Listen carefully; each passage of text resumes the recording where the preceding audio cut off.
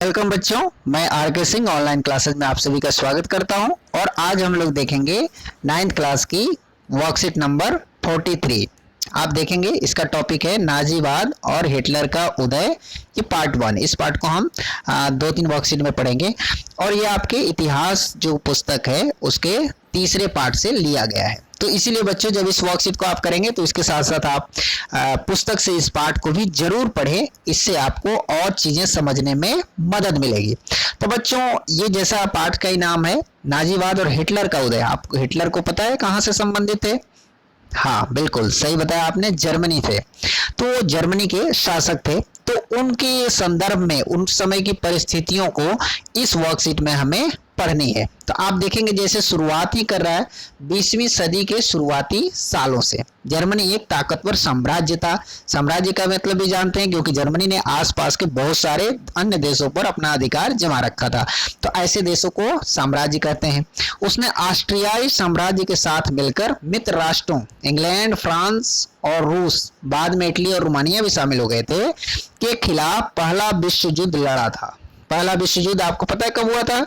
1914 से 1918 के बीच। ठीक है, तो इसमें मित्र राष्ट्र में ये देश शामिल थे। ठीक है, सन 1917 में अमेरिका भी इस मित्र राष्ट्रों में शामिल होकर के युद्ध में कूद पड़ा था।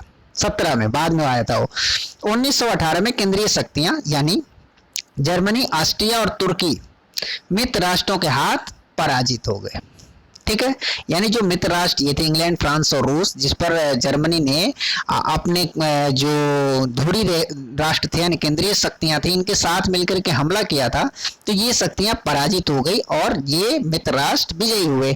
पराजय के बाद जर्मन सम्राट ने पद त्याग दिया और वहां एक तरह से राजतंत्र समाप्त हो गया और वहां पर एक वाइमर संघीय आधार पर एक लोकतांत्रिक संविधान पारित किया गया, जिसके अनुसार जर्मन संसद को राइखस्टाग कहा जाता है, इसे आप लोग जानेंगे, के लिए एक शासन व्यवस्था स्थापित कर दी गई। कौन सी शासन स्थापन व्यवस्था? संघीय आधार पर लोकतांत्रिक शासन व्यवस्था। ठीक है, जिसको वाइमर साम्राज्य कहा गया, वाइमर गणराज्य बाद में कहा गया। ठीक है, इस गणराज्य में चूंकि सम्राट ने पद त्याग दिया था, तो उसके बाद वाइमर गणराज्य स्थापित किया गया। इस गणराज्य में संघीय आधार पर लोकतांत्रिक व्यवस्था थी, जिसमें जर्मन संसद राइखस्टाग जो थी उसका शासन होना था, उससे शासन किया जाना था।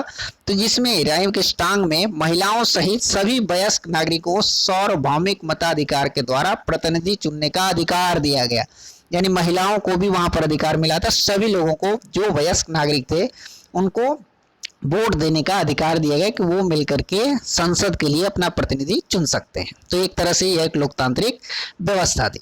ठीक है, अब इसके बाद देखते हैं, पराजय के बाद मित्र राष्ट्रों के साथ वर्साय की संधि हुई थी। जो जर्मनी का ही एक स्थान जगह है वर्साय, वहां पर एक संधि हुई थी और ये संधि में बहुत ही कठोर और अपमानजनक शर्तें जर्मनी पर थोप दी गई।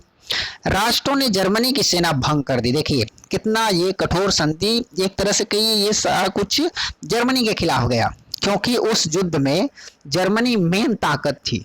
ठीक है, तो इसीलिए बाकी सारे देशों ने पूरे युद्ध का जो जिम्मेदार था, देखेंगे आप, युद्ध की तबाही के लिए जिम्मेदार उसी को ठहरा दिया गया, जर्मनी को ठहराया गया। वैसे था भी वो, और 6 अरब पाउंड का जुर्माना लगा दिया गया। इसके बाद जुर्माने के साथ साथ जर्मनी के खनिज संपन्न राइनलैंड का इलाका जो था उस पर मित्र राष्ट्रों ने कब्जा कर लिया। जर्मनी को अपने सारे उपनिवेश, तकरीबन 10% आबादी, 13% भूभाग, 75% लौह भूभाग, लौह भंडार का 75% हिस्सा सोचिए, 26% कोयला भंडार फ्रांस, पोलैंड, डेनमार्क और लिथुआनिया के हवाले करने पड़े। जो जो पड़ोसी देश थे उन्होंने एक तरह से ले लिया हर्जाने के रूप में। विडंबना यह थी कि पुराने साम्राज्य द्वारा किए गए अपराधों का हर्जाना नवजात वाइमर गणराज्य से वसूल किया जा रहा था। वहां पर साम्राज्य का शासन यानी सम्राट का शासन खत्म हो गया था। गलती तो उसने की थी, लेकिन उसका जो खामियाजा नया जो राज्य बना था वाइमर गणराज्य, नया जो व्यवस्था आई थी, उससे वसूल किया जा रहा था। इसीलिए बहुत सारे जर्मनों ने ना केवल इस हार के लिए बल्कि वर्साय में हुए इस अपमान के लिए भी वाइमर गणराज्य को ही दोषी ठहराया। लोगों को भी लगता था कि वाइमर गणराज्य के कारण ही हम लोग हार गए। ठीक है, या यही जिम्मेदार है। तो एक तरह से उन्हीं से सारा कुछ वसूल किया जाने लगा, जर्मनी से वसूल किया जाने लगा। तो जर्मन के लोगों ने इसे काफी अपमानजनक माना कि भाई सारी चीजें हमारे ऊपर थोप दी गई और हमारे जो अधिकार हैं, संसाधन है, उसे विश्व के जो विजयी राष्ट्र हैं वो उन्होंने एक तरह से हमसे हड़प रहे हैं। तो आइए देखते हैं, इसमें एक मैप भी दिया हुआ है, इस मैप को भी आप देखेंगे तो इसमें लिखा हुआ मैप ये जर्मनी का हिस्सा है जिसमें बहुत सारे इलाके दिए हुए हैं। तो ये जर्मनी का इलाका है, ये रेड कलर से ब्राउन कलर से जो बना हुआ है ये इलाके वो हैं जो जर्मनी से छीन लिए गए। ये राइन स्टैंग का इलाका है, राइनलैंड का इलाका है जो इसे भी ले लिया गया था। तो इस तरह से आप इस मैप को भी ध्यान से देखेंगे तो बहुत सारी चीजें समझ सकते हैं। तो उम्मीद है आपको ये वर्कशीट समझ में आ रही होगी। तो आइए प्रश्न उत्तर सेक्शन में चलते हैं। बच्चों यहाँ पर 5-6 प्रश्न दिए हुए हैं, तो आप इस वर्कशीट और किताब के माध्यम से इन प्रश्नों को उत्तर लिख सकते हैं, लेकिन एक मॉडल प्रश्नों का उत्तर मैं पेश कर रहा हूँ, दिखा रहा हूँ, उसे आप देखें और उसे समझ करके और खुद की भी बुद्धि लगाकर और किताबों के अन्य साधनों से भी उसे अपने तरीके से उसे लिखेंगे। ठीक है, तो आइए देखते हैं प्रश्नों के उत्तर। बच्चों पहला प्रश्न है, प्रथम विश्व युद्ध में मित्र राष्ट्रों और केंद्रीय शक्तियों में कौन कौन से देश शामिल थे? ये आपके वर्कशीट में भी लिखा हुआ है, यहाँ भी लिख दिया है हमने। प्रथम विश्व युद्ध में 2 प्रमुख गुटों के बीच हुआ था, इसमें शामिल राष्ट्र निम्नलिखित थे। मित्र राष्ट्र इंग्लैंड, फ्रांस, रूस, इटली, रोमानिया और अमेरिका, जबकि केंद्रीय शक्तियां, इन्हें ध्रुवीय राष्ट्र भी कहा जाता है, जर्मनी, ऑस्ट्रिया और तुर्की शामिल थे।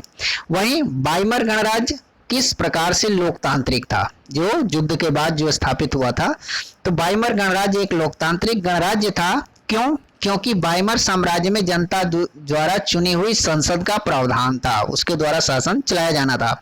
और वाइमर गणराज्य में महिलाओं सहित सभी वयस्क नागरिकों को सार्वभौमिक मताधिकार प्राप्त था। तो लोकतंत्र की यही शर्त होती है कि जनता द्वारा चुने गई सरकार शासन करे, तो ऐसा हो चुकी था उस समय, इसीलिए वाइमर गणराज्य को लोकतांत्रिक गणराज्य माना जाता है। ठीक है, आइए देखते हैं नेक्स्ट प्रश्न। तीसरा है, वर्साय की संधि की कठोर शर्तें क्या थी? इन्हें अपमानजनक क्यों कहा गया है? आप देखेंगे इसका उत्तर, वर्साय की संधि जर्मनी के लिए बहुत ही कठोर और अपमानजनक थी। इसको डिस्कशन में भी हमने किया था। इस संधि के द्वारा युद्ध की भारी तबाही के लिए जर्मनी को ही जिम्मेदार ठहराया गया था। ठीक है, जर्मनी पर 6 अरब पाउंड का जुर्माना भी लगा था। जर्मनी की सेना भंग कर दी गई थी। जर्मनी को खनिज संपन्न राइनलैंड से बेदखल कर दिया गया था। जर्मनी के अन्य खनिज भंडारों पर भी कब्जा कर लिया गया था। इस संधि में सभी तरह की जिम्मेदारियां में हर्जाना जर्मनी के ऊपर लगाए गए थे, इसीलिए जर्मनों ने इसे बेहद अपमानजनक माना था। ठीक है, तो इस तरह से आप इसका प्रश्न का उत्तर लिख सकते हैं। चौथा प्रश्न है, आपके अनुसार युद्ध की सारी तबाही के लिए क्या जर्मनी को ही जिम्मेदार ठहराना सही था? अपने उत्तर का कारण भी लिखिए। देखिए इस उत्तर का प्रश्न का उत्तर डिफरेंट हो सकता है आपके सोच के हिसाब से, तो आप इसमें अपनी सोच भी लिख सकते हैं। एक हमने एक तरीका बताया है कि किस तरह से आप इस प्रश्न का उत्तर लिखेंगे। तो हम युद्ध की तबाही के लिए जर्मनी को ही जिम्मेदार ठहराना एक उचित कदम था। क्यों उचित कदम था? क्योंकि उस दौरान जर्मनी के गैर जिम्मेदाराना हरकत ने ही विश्व को युद्ध में धकेल दिया था। वास्तव में विश्व युद्ध के कारण में जर्मनी का रोल एक महत्वपूर्ण था और उसने उसकी जो हरकतें थी उसके चलते जर्मनी में विश्व युद्ध हुआ, ये तो सर्वविदित था। लेकिन इस तरह से एक तरफा हर्जाना लगाना तथा उसके विभिन्न इलाकों पर मित्र राष्ट्र द्वारा कब्जा करना अनुचित था, ठीक नहीं था। क्यों? क्योंकि इसका खामियाजा नई शासन व्यवस्था और वहां की जनता को ही भुगतना पड़ा। कई बार ऐसा होता है कि युद्ध तो सरकारों के में शामिल कुछ लोग होते हैं, उनकी शरारती दिमाग की उपज के चलते युद्ध हो जाती है, जबकि आम जनता वहां की उस चीज से इत्तेफाक ज्यादा नहीं रखती। लेकिन उसको भी जो उस युद्ध के जो दुष्परिणाम होते हैं उसे वास्तव में अल्टीमेटली जनता को ही भुगतना पड़ता था। ठीक है, 5वां प्रश्न देखते हैं। यदि आप उस समय एक जर्मन नागरिक होते तो वर्साय की संधि के प्रति आपके मन में क्या भाव होते? ये भी परसेप्शन पर आधारित है और इसे भी आप स्वयं लिख सकते हैं। आप स्वतंत्र हैं कुछ भी लिख सकते हैं इसमें, जैसा आप महसूस करते हैं। यदि उस समय मैं एक जर्मन नागरिक होता तो हमारे मन में भी अपमान के भाव का बोध होता, क्योंकि इसमें एक तरफा तरीके से जर्मनी पर हर्जाने लगाए गए थे जिसका बोझ जनता पर ही पड़ा था। तो अगर मैं जर्मन होता तो मुझे ही उसका नुकसान भुगतना पड़ता, तो जाहिर सी बात है हमें भी अच्छा नहीं लगता। अब छठा प्रश्न है, उपरोक्त मानचित्र का अध्ययन कीजिए और वर्साय की संधि के बाद जर्मनी द्वारा खोए गए 2 क्षेत्रों के नाम लिखिए। तो ये आप मानचित्र में देख सकते हैं, जो रेडिश कलर में जो क्षेत्र दिखाए हुए हैं वो क्षेत्र ऐसे हैं जिसे जर्मनी ने खो दिए थे, जर्मनी से दूसरे देशों ने ले लिए थे। तो उनमें से एक था पोशन और दूसरा लॉरेन। ठीक है, तो उम्मीद है आपको ये वर्कशीट अच्छी तरह समझ में आ रही होगी। तो आइए चलते हैं फिर से वर्कशीट की तरफ।